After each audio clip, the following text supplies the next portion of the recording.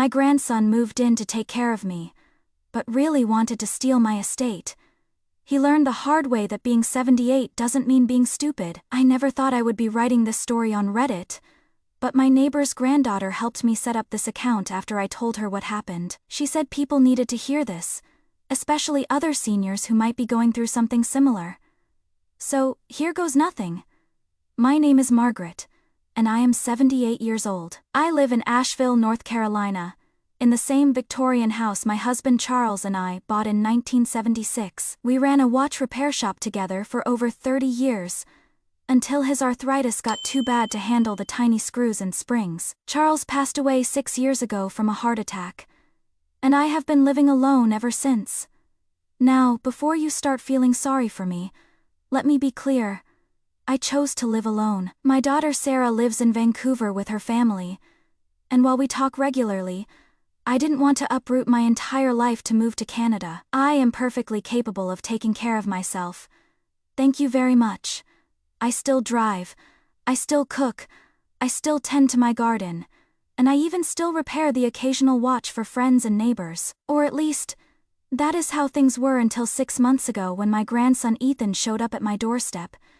It was a Tuesday morning in March when Ethan rang my doorbell. I hadn't seen him in almost 3 years, not since Charles's funeral actually. He is my daughter's only child, 30 years old, and had been living in New York working in finance, or marketing or something, equally vague, Grandma, he said when I opened the door, wrapping me in a hug that felt just a little too tight, and lasted just a little too long.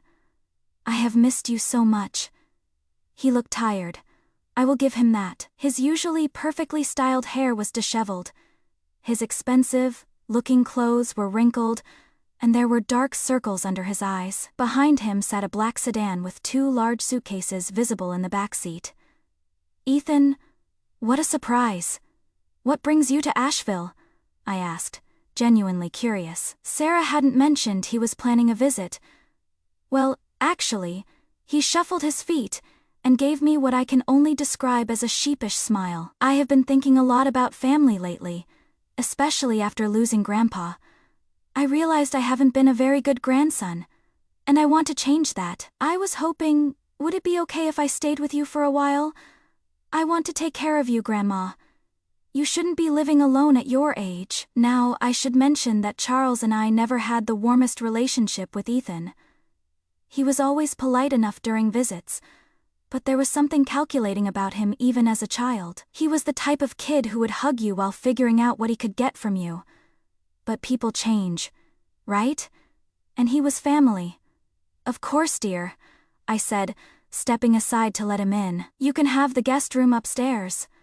But I should warn you, I am perfectly capable of taking care of myself. He laughed and patted my shoulder.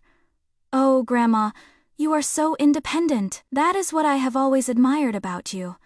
But everyone needs help sometimes, right? I have to admit, for the first few weeks, Ethan was wonderful. He insisted on doing the grocery shopping, saying I shouldn't be driving to the store when he was perfectly capable of going for me. He cooked dinner most nights. Simple meals, but edible. He even helped me organize my pills into one of those weekly containers, claiming it would be more efficient. Grandma, you are taking so many medications, he said one evening, reading the labels on my prescription bottles. Are you sure you need all of these? The doctor prescribed them for a reason, I replied. Though I did wonder myself sometimes. Getting old means accumulating pills, the way a wool sweater accumulates lint. He also drove me to my doctor's appointments, which I initially appreciated. Dr. Peterson had been my physician for 15 years, and Ethan was charming and attentive during the visits. Maybe too attentive. Mrs. Dawson seems to be having some memory issues. Ethan mentioned during one appointment while I was getting my blood pressure checked. She repeats stories sometimes, and forgets where she puts things. I looked at him sharply. I do no such thing. Dr. Peterson made a note in my chart. Memory changes can be normal with aging, but we will keep an eye on it. After the appointment, I confronted Ethan in the car. Why did you tell Dr. Peterson I was having memory problems? Grandma, you told me the story about Mrs. Henderson's cat getting stuck in the tree 3 times last week, he said gently. I am just looking out for you. Had I? I honestly couldn't remember. Maybe he was right. The first real warning sign came about a month after Ethan moved in. I was paying bills at the kitchen table when he sat down across from me with a cup of coffee and a concerned expression. "Grandma, I have been thinking about your finances," he began. "All this paperwork must be so stressful for you. What if something happened to you? Who would handle your accounts? I have been managing my own finances for 78 years, dear. I think I can handle a few more." Of course. I didn't mean to imply you couldn't. It is just, wouldn't it be easier if I could help? Maybe we could set up a temporary power of attorney, just for convenience. That way, if you are ever sick, or don't feel like dealing with the bank, I could handle things for you. He slid a folder across the table. I took the liberty of getting the forms. We just need to have them notarized. I stared at the papers. Something about this felt wrong, but I couldn't put my finger on what. "I will think about it," I said, closing the folder. "Of course, no pressure at all. I just want to make your life easier." But over the next few days, he brought it up again. And again, always casually, always framed as wanting to help. "You know, Grandma, if you had that power of attorney set up, I could have handled that whole mess with the insurance company last week, instead of you having to spend 2 hours on the phone. If something happened to you suddenly, like what happened to Grandpa, wouldn't you want to know that someone could immediately take care of your affairs?" I was talking to Mom, and she thinks it is a great idea. She said she would feel so much better knowing someone was looking out for you. Finally, worn down by his persistence, and my own growing uncertainty about whether I was being overly suspicious, I signed the papers. Just temporary, I told myself. Just for convenience. Once Ethan had the power of attorney, changes started happening quickly. Small ones at first. "Grandma, I changed the locks on the doors," he announced one morning over breakfast. "The old ones were so worn out, anyone could have picked them. Here is your new key." When I went to check the mail that afternoon, I discovered that our mailbox now had a lock on it too. "Security, Grandma," Ethan explained when I asked. "There has been a lot of mail theft in the neighborhood lately. I will grab the mail from now on. I am usually up earlier than you anyway." A week later, he informed me that he would schedule me for a doctor's appointment. "But I just saw Dr. Peterson 3 weeks ago." I protested. "This is with Dr. Martinez, a geriatrician." "Dr. Peterson referred you. He is concerned about your cognitive function and wants a specialist to evaluate you." "My cognitive function is fine, Grandma. Yesterday you couldn't remember where you put your reading glasses. They were on your head. Had that happened?" The days were starting to blur together. The appointment with Dr. Martinez was unsettling. She asked me a series of questions that seemed designed to make me look confused. What year was it? Who was the president? Can you count backward from 100 by sevens? I answered everything correctly, but she seemed more interested in Ethan's observations than my responses. "He reports that you are becoming increasingly forgetful and sometimes agitated," Dr. Martinez said, reading from her notes.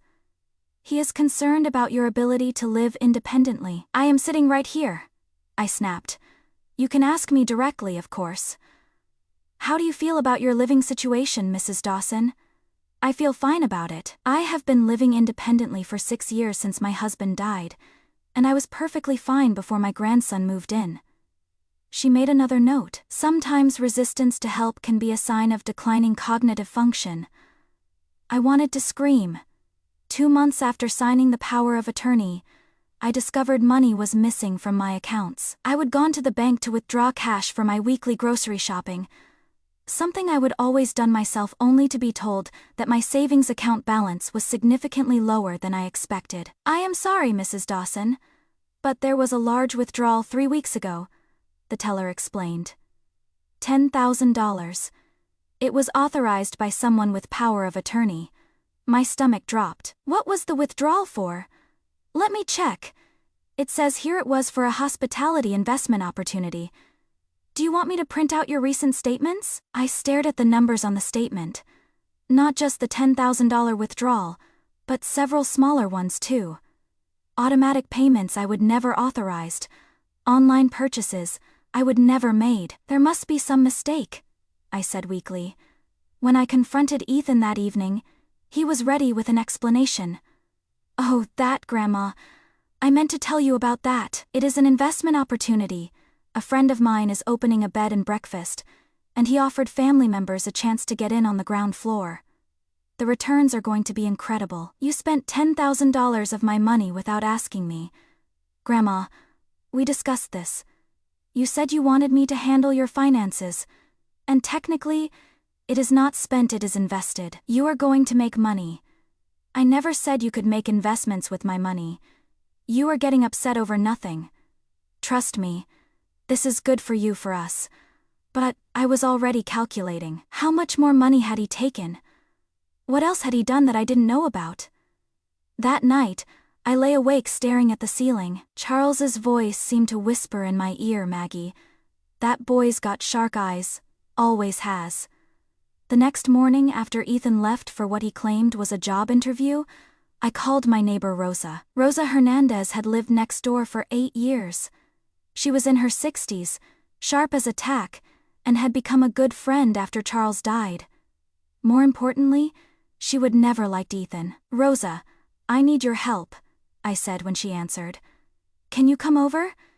20 minutes later, Rosa was sitting at my kitchen table while I explained everything that had been happening.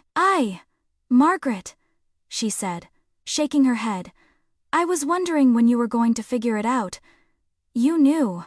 I suspected. 3 weeks ago, I saw a man in a suit walking around your backyard with Ethan, pointing at things and taking pictures. When I asked Ethan about it, he said it was just a friend visiting. A man in a suit? Looked like a real estate agent to me. Margaret, I think he is trying to sell your property. My blood ran cold. The land behind my house was worth a fortune. It was one of the last undeveloped lots in the neighborhood, with a view of the mountains. We need to find out for sure, I said. Rosa nodded. I will call my son-in-law. He works in real estate. Can you get me your property information? While Rosa made her calls, I searched through the papers on Ethan's desk in the guest room. I felt guilty snooping. But this was my house, my money, my life. What I found made me sick. Brochures for assisted living communities with notes in Ethan's handwriting. Long-term care option, $4,500 a month. A business card for a lawyer I would never heard of. And most damning of all, a draft contract for the sale of my backlot for $350,000. Rosa found me sitting on Ethan's bed, holding the contract with shaking hands. What did your son-in-law say? I asked. The property's been listed for sale. By owner, it says, but the contact information is Ethan's phone number. Rosa sat down beside me. Margaret, what are you going to do? I don't know. I feel so stupid, Rosa. How did I let this happen? You trusted family. That is not stupid, that is human. But now you need to fight back. I am 78 years old. Who is going to believe me over him? You would be surprised. But first, we need evidence. Rosa and I spent the next week carefully documenting everything. While Ethan was out, and he would started leaving the house more frequently, probably for meetings related to his various schemes, we photographed documents, recorded phone calls to my bank and insurance company, and compiled a timeline of events. I also started paying closer attention to Ethan's behavior and recording our conversations on my phone. Rosa's granddaughter had shown me how to use the voice memo app. The recordings were revealing. Grandma, I really think you should consider moving somewhere with more support. I found this lovely place called Sunset Manor. They have 24-hour care. Activities, meals included. I don't want to move, Ethan. This is my home, but you are not safe here. What if you fell? What if you forgot to turn off the stove? I worry about you constantly. I have been fine for 6 years. That was before your memory started going. Dr. Martinez thinks a structured environment would be better for you. Dr. Martinez saw me for 45 minutes. Grandma, please don't get agitated. Getting upset like this just proves that you are not thinking clearly. The gaslighting was becoming more blatant. He would move my things, and then suggest I would misplace them. He would tell me I would agree to things I would never agreed to. He would contradict my memories of conversations we would had, but now I was documenting everything. I also called my bank directly and requested copies of all statements and transaction records for the past 3 months. When they arrived by mail, thank God Ethan hadn't thought to change my mailing address yet. The extent of his theft became clear. Over $25,000 had been withdrawn or transferred from my accounts. The hospitality investment was just the largest single transaction. There had been dozens of smaller ones: online purchases, wire transfers, automatic payments to credit cards I would never opened. The breaking point came on a Tuesday in early June. I was in the garden when Ethan came home with another man in a suit. Not the same one Rosa had seen, but clearly another real estate professional. "Grandma," Ethan called out cheerfully, "come meet Mr. Davidson. He is going to help us with some property management issues." I walked over, dirt still on my gardening gloves, and shook Mr. Davidson's hand. "Mrs. Dawson, your grandson has been telling me about your beautiful property. He mentioned you might be interested in selling the back lot to fund your transition to assisted living." I looked at Ethan, who had the grace to look slightly embarrassed. "I haven't decided anything about assisted living." "Of course not," Mr. Davidson said smoothly, "but it is good to have options. The market is very strong right now. We could probably get you 350, maybe even 400,000 for that back section." After Mr. Davidson left, Ethan and I had our biggest fight yet. "How dare you?" I shouted. "How dare you invite strangers onto my property to discuss selling my land without my permission?" "Grandma, calm down. I am just exploring options for your future." "My future, or yours? That is not fair. Everything I am doing is for your benefit. Taking my money is for my benefit. Lying to doctors about my mental state is for my benefit. You are being paranoid. This is exactly the kind of thinking that worries me. Get out." "What? Get out of my house. Pack your things and leave." Ethan's mask finally slipped. The concerned, caring grandson disappeared, replaced by someone cold and calculating. "You cannot throw me out, Grandma. I have power of attorney. I am responsible for your care now, and frankly, based on your behavior today, I think it is time we seriously discussed your living situation." "What do you mean?" "I mean, I have already put a deposit down on a room at Sunset Manor. We can do this the easy way or the hard way, but you are going to get the care you need." That night, I called the one person I should have called months earlier. William Bill Crawford had been Charles's best friend since childhood.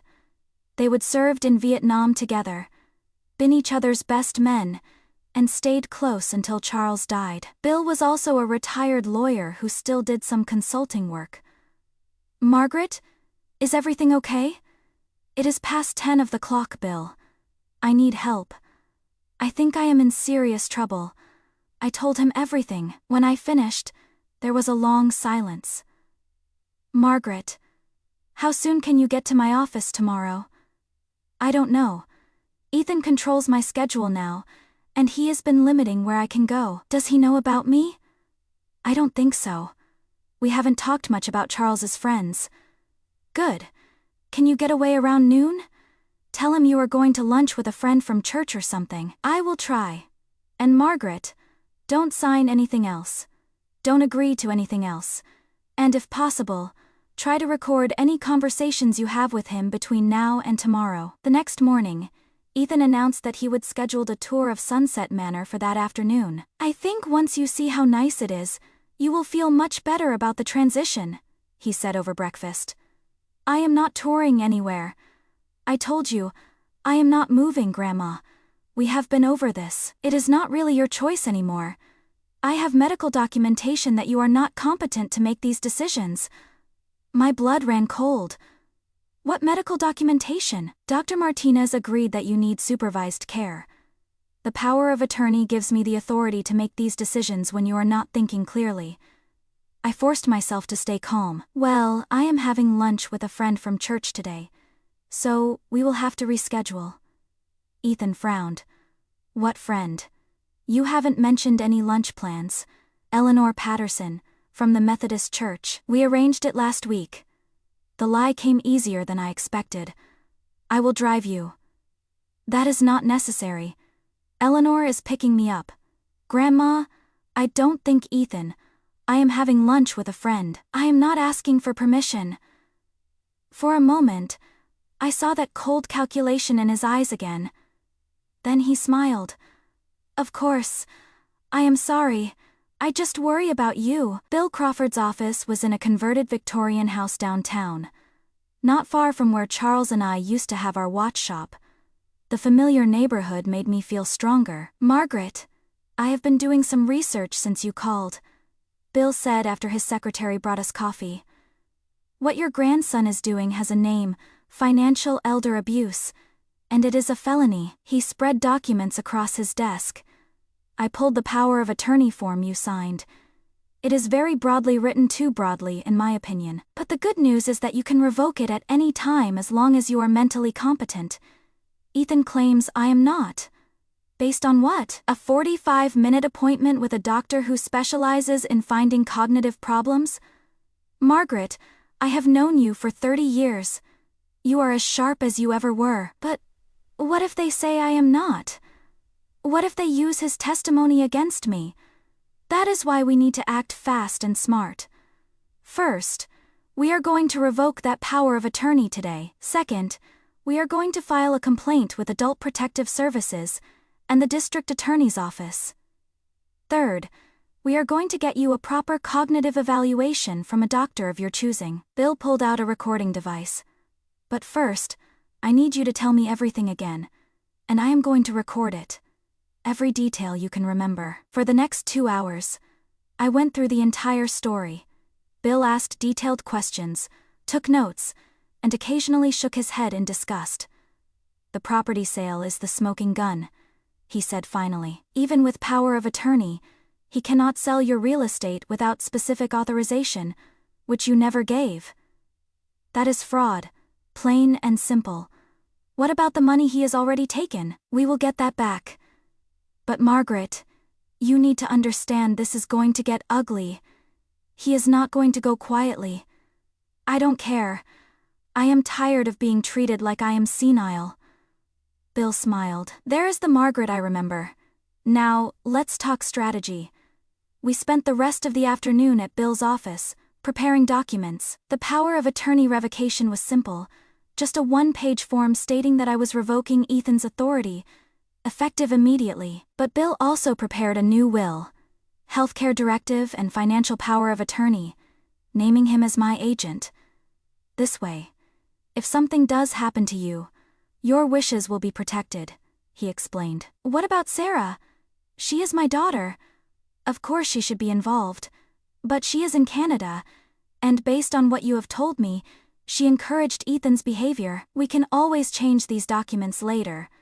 But right now, you need someone local who understands the situation. I also called Dr. Peterson's office and scheduled an appointment for the following week with a specific request. I wanted a complete cognitive evaluation to document my mental competency. When I got home that evening, Ethan was waiting with printed brochures and a concerned expression. How was lunch? He asked. Fine. Eleanor sends her regards. Another lie getting easier each time. Good. Good. Listen, I have been thinking about our conversation this morning, and I realize I have been pushing too hard. I just want what is best for you. I appreciate that, so I thought maybe we could compromise. Instead of moving to Sunset Manor right away, what if we just toured some facilities? Just to see what is available. I could see the calculation behind his eyes. He was worried that he would push too hard, and was trying to back off just enough to keep me compliant. I suppose that wouldn't hurt, I said. Great, I have scheduled visits to 3 places tomorrow afternoon. The first one is at 2 o'clock. Perfect. That would give me time to execute my plan. The next morning, I waited until Ethan left for what he claimed was a job interview. As soon as his car disappeared around the corner, I was on the phone. First call, my bank. This is Margaret Dawson. I need to revoke the power of attorney on my accounts immediately and freeze all transactions. Second call, the real estate agent who had listed my property. This is Margaret Dawson. You have my property listed for sale without my authorization. Remove the listing immediately, or I will be filing charges for fraud. Third call, Adult Protective Services. I need to report financial elder abuse. Fourth call, the District Attorney's Office. I need to file a complaint against my grandson for theft and fraud. By 11 of the clock, I had set wheels in motion that Ethan couldn't stop. Rosa came over to sit with me while we waited for Ethan to return.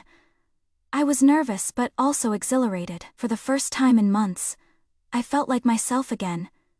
You sure you want to do this today? Rosa asked. You could wait until after he leaves for good. Number. I want to see his face when he realizes his scheme has fallen apart. Ethan returned around noon, looking pleased with himself. Ready for our tours, Grandma. Actually, Ethan, I think we need to talk first. Something in my tone must have warned him. His smile became more forced. Of course. What about? I handed him the revocation document. I am revoking your power of attorney, effective immediately. He stared at the paper, and I watched his face cycle through confusion, anger, and finally, a cold calculation. Grandma, you cannot do this. You are not thinking clearly. I am thinking more clearly than I have in months.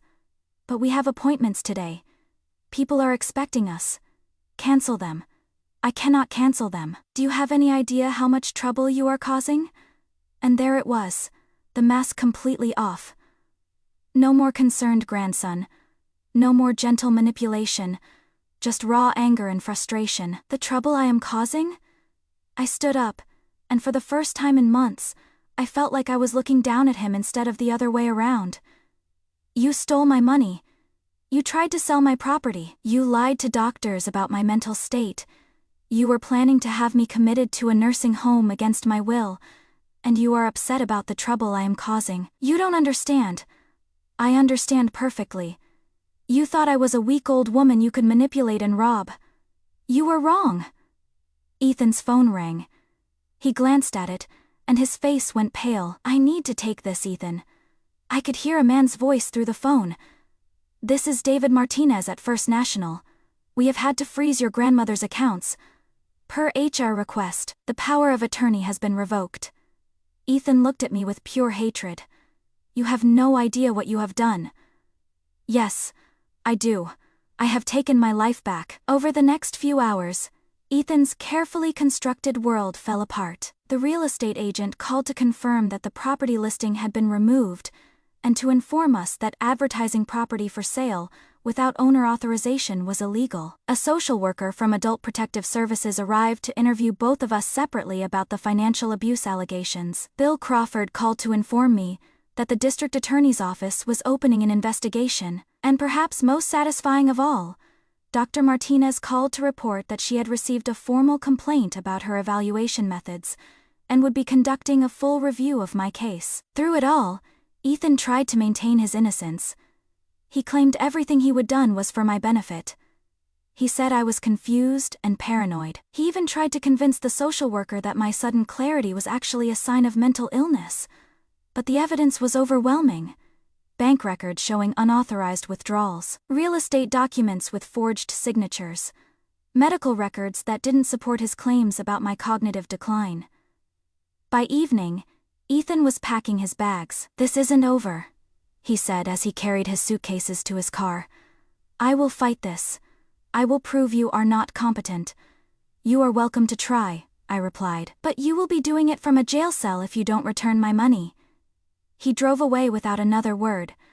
The next few weeks were a whirlwind of legal activity. Bill Crawford proved to be worth his weight in gold, coordinating with law enforcement and helping me understand the complex process of unwinding Ethan's fraud. The financial investigation revealed the full extent of the theft, $28,000 taken from my accounts, plus the attempted sale of property worth $350,000. The hospitality investment turned out to be completely fictional. The money had gone into an account controlled by Ethan. More disturbing was the discovery of how systematic his approach had been. Bill found evidence that Ethan had researched elderly financial abuse techniques online. He had studied power of attorney laws. He had even joined online forums where people discussed managing difficult elderly relatives. This wasn't impulsive, Bill explained during one of our meetings. This was a carefully planned crime. The medical aspect was equally infuriating. When we reviewed Dr. Martinez's notes, it became clear that she had relied almost entirely on Ethan's reports, rather than her own observations. My answers to her cognitive tests had actually been completely normal, but she had noted family concerns about competency as her primary finding. Dr. Peterson was appalled when I told him what had happened. "Margaret, I have been your doctor for 15 years. If I had any concerns about your cognitive function, I would have discussed them with you directly, not made a referral based on your grandson's reports." He conducted a thorough cognitive evaluation that confirmed what I already knew. I was as mentally sharp as any 78-year-old had a right to be. The hardest part of the whole ordeal was calling my daughter Sarah to tell her what her son had done. "Mom, there must be some misunderstanding," was her first response. "Ethan was just trying to help you." "Sarah, he stole almost $30,000 from me. Maybe he was investing it for you, and just didn't explain it well. There was no investment. He put the money in his own account." It took 3 phone calls and a fax of the police report before Sarah finally accepted the reality of what Ethan had done. Even then, her response was disappointing.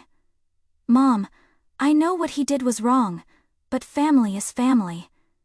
Maybe we can work this out without involving the courts." "Sarah, your son tried to have me declared incompetent so he could steal my home and put me in a nursing home. This isn't a family disagreement. It is a crime, but he is my son, and I am your mother." That conversation ended badly, and we didn't speak for several weeks. Eventually, Sarah called back to apologize, but the damage to our relationship was significant. She had chosen to protect her son over her mother, and that hurt more than anything Ethan had done.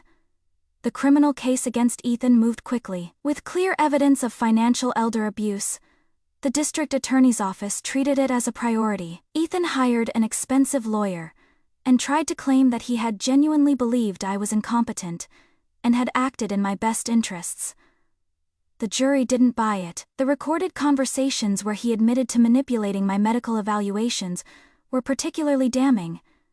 So was the evidence that he had researched elder fraud techniques online, and the fact that all the stolen money had gone to pay his personal debts, rather than anything that could benefit me.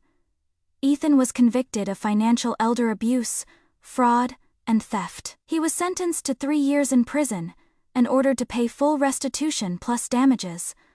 But honestly, the money was never the point. The point was proving that being old doesn't mean being helpless. With the legal battles behind me, I had to decide what to do next. Bill suggested that I consider moving to a smaller place, maybe a nice retirement community, where I would have more social interaction and fewer maintenance responsibilities. "Bill," I said, "I didn't fight for my independence just to give it up voluntarily. Instead, I decided to turn my experience into something positive. I contacted the local community college and proposed a partnership. I would teach watch repair to young people who were struggling to find direction in life. Kids aging out of foster care, high school dropouts trying to get their lives together, young adults who needed marketable skills." The college loved the idea. Charles and I had left them our entire collection of watch repair tools and equipment years earlier, but they would never had anyone qualified to teach the program. I also partnered with the local senior center to offer financial literacy classes, specifically focused on protecting elderly people from scams and abuse. If my story can help one other person avoid what I went through, I told the newspaper reporter who interviewed me, then something good will have come from all this mess. Converting part of my house into a teaching workshop was the most fun I would had in years. Bill helped me navigate the zoning requirements, and Rosa's son-in-law, the real estate agent, helped me design the space. We set up 8 workstations in my former dining room, each equipped with the precision tools needed for watch repair: jeweler's loops, tiny screwdrivers, tweezers, cleaning solutions, and timing machines. The windows faced east, providing excellent natural light for detailed work. My first class had 6 students: Marcus, 19, aging out of foster care; Jenny, 17, who had dropped out of high school after her parents died; David, 22, recently returned from military service and struggling with PTSD; Lisa, 20, a single mother trying to build a career; Carlos, 18, whose family couldn't afford college; Eleanor, 67, whose husband had recently died and who wanted to learn something completely new. Watch repair is a dying art, I told them on the first day.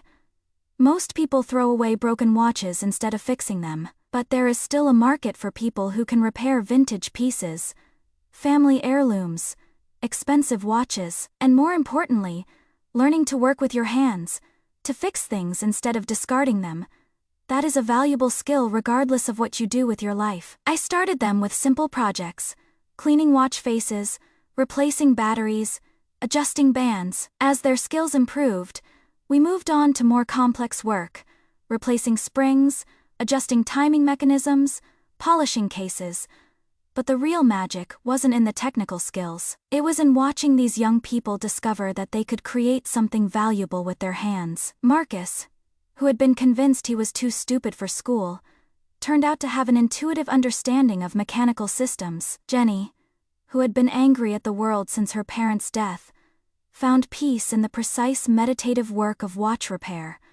6 months after I started the program, 60 Minutes called. "Mrs. Dawson, we would like to do a story about your experience with elder financial abuse and how you turned it into something positive," the producer explained. I was nervous about the national attention, but Bill convinced me that sharing my story could help other seniors who might be facing similar situations. The interview aired on a Sunday evening in March, exactly 1 year after Ethan had first shown up at my door.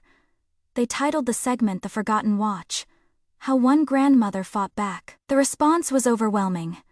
I received hundreds of letters from elderly people who had experienced similar abuse, many of them from their own family members. I also heard from young people who were interested in learning traditional crafts, like watch repair. More importantly, several states contacted me about implementing similar programs in their communities. The combination of skills training for at-risk youth and elder abuse prevention education was apparently unique enough to attract attention from policymakers. As I write this story, it has been 18 months since Ethan tried to steal my life.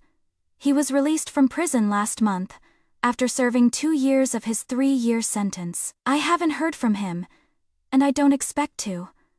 Sarah and I have slowly rebuilt our relationship, though it will never be quite the same. She visits once or twice a year now, and we talk on the phone regularly.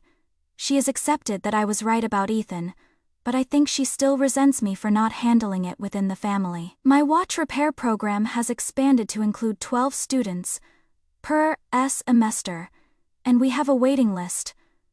3 of my former students have started their own repair businesses. Marcus is now teaching basic classes to new students, while studying business management at the community college. The financial literacy program has reached over 200 seniors in the past year.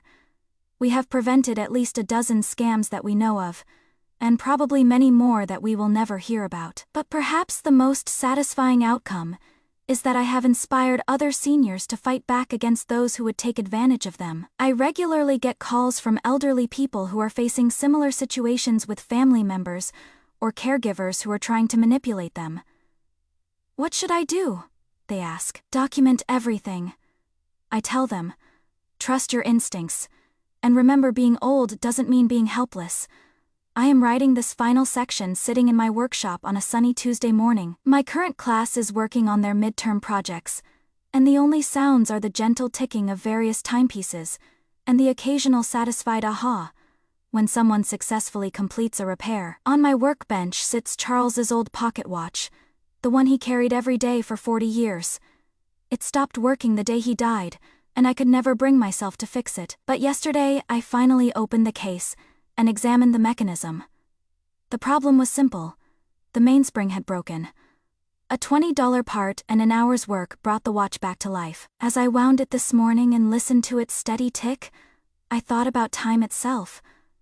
How Ethan tried to steal not just my money, but my time, the remaining years of my independence. How I almost let him convince me that my time was up, that I was no longer capable of controlling my own life. But time, like everything else, belongs to whoever has the strength and wisdom to claim it.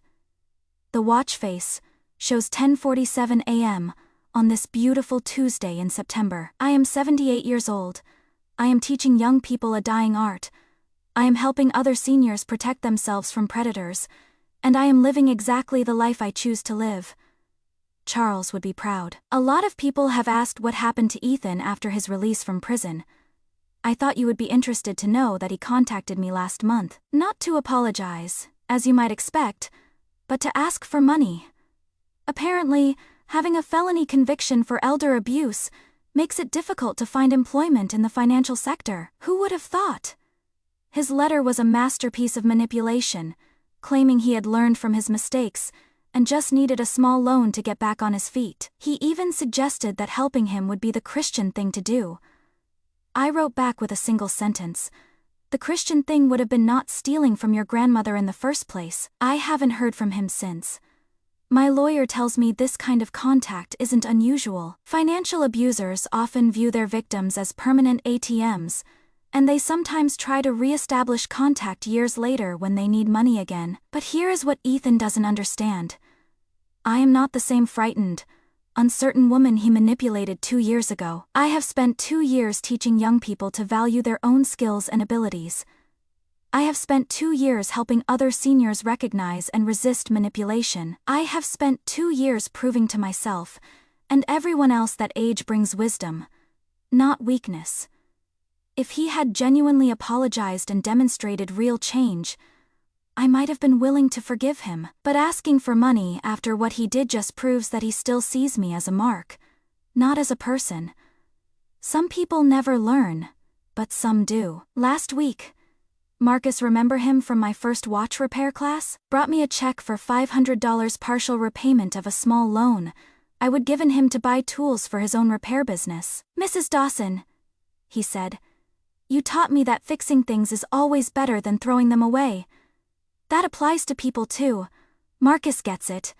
Ethan never will, and that is perfectly fine with me." I want to thank everyone who has reached out after reading my story. I have received over 1,000 messages from people sharing their own experiences with elder abuse, financial manipulation, and family betrayal. While I am sorry so many of you have gone through similar experiences, I am glad my story has helped some of you feel less alone. Several people have asked if I am afraid of retaliation from Ethan, or worried about sharing so many personal details online. The answer is no. I am not afraid. I spent 6 months living in fear of being seen as incompetent, fear of losing my independence, fear of confronting what was happening to me. I refuse to spend whatever time I have left being afraid of a man who has already proven himself to be a coward and a thief. As for sharing personal details, everything I have written here was already part of the public record through court documents and news coverage. But more importantly, staying silent about elder abuse only helps the abusers. The more we talk about these crimes, the harder it becomes for perpetrators to find victims. If my story helps even one person recognize the warning signs of financial elder abuse, or gives even one senior the courage to fight back against manipulation, then sharing these details was absolutely worth it. I am 79 now, and I plan to keep teaching, keep writing, and keep proving that growing older doesn't mean growing weaker. Time is precious. Don't let anyone steal yours. Margaret Dawson, Asheville, North Carolina. If you or someone you know is experiencing elder abuse, contact the National Elder Abuse Hotline at 1-800-677-1116 or visit the National Center on Elder Abuse website for resources and support. And Faye.